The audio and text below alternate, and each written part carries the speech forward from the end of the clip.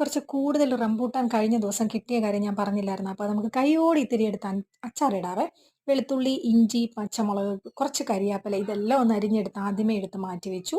പിന്നെ എണ്ണ ഒഴിച്ചിട്ട് കടുകും ഉലുവായും കൂടി ഇട്ട് ഒന്ന് പൊട്ടി കഴിഞ്ഞ് വന്നപ്പോഴത്തേക്ക് നമ്മൾ ഈ അരിഞ്ഞു വെച്ചിരിക്കുന്നത് എല്ലാം അതിലേക്കൊന്ന് തട്ടി മുളക് പൊടി, മഞ്ഞൾപ്പൊടി, കായപ്പൊടി ഇതാണ് നമ്മുടെ പൊടി ഐറ്റംസ്. ഇതും കൂടി ഇട്ടിട്ട് ഒന്ന് മൂത്ത് വന്നപ്പോഴത്തേക്ക് വിനാഗിരി വെള്ളവും കൂടി ഒഴിച്ച് ഒന്ന് തിളപ്പിച്ചു. അതിലേക്ക് ഉപ്പും കൂടി ഇട്ടേ.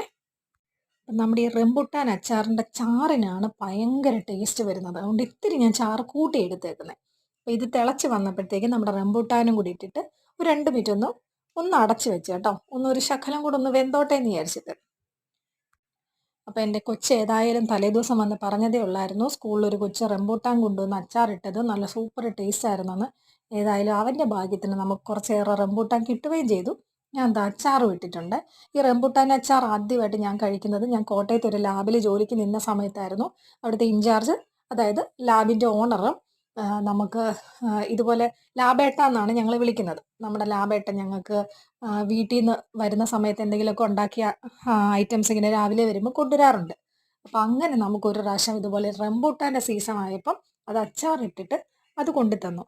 അവിടെ വെച്ചാണ് ഞാൻ ആദ്യമായിട്ട് റംബൂട്ടാൻ അച്ചാറിടുമെന്നും അതിൻ്റെ ടേസ്റ്റും ഒക്കെ മനസ്സിലാക്കുന്നത്.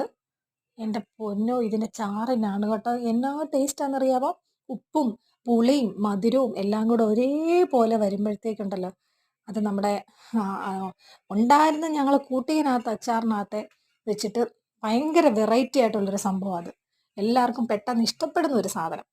എൻ്റെ ചെറുക്കനെ ഞാനിത് ഇട്ട് വെച്ചപ്പോൾ അവൻ സ്കൂളിൽ നിന്ന് പോയിട്ട് വന്നു കഴിഞ്ഞിട്ട് വന്നപ്പോൾ തന്നെ ആദ്യമേ എൻ്റെ അടുത്ത് ചോദിച്ചത് റംബൂട്ടാൻ അച്ചാറിട്ട് വെച്ചോ എന്നായിരുന്നു. അപ്പോൾ ഞാൻ അവൻ്റെ അടുത്ത് വെച്ചെന്ന് പറഞ്ഞു.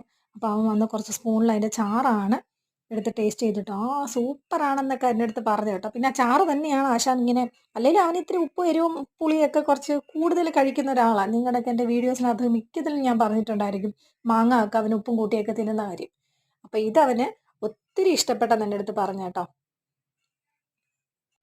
അപ്പോൾ ഇതുവരെ ഇതൊന്നും ട്രൈ ചെയ്യാത്ത ആൾക്കാരെല്ലാം റംബൂട്ടാൻ കിട്ടുന്നെങ്കിൽ കുറച്ചെങ്കിലും എടുത്തൊന്ന് അച്ചാറിട്ടൊന്ന് ടേസ്റ്റൊക്കെ നോക്കണം.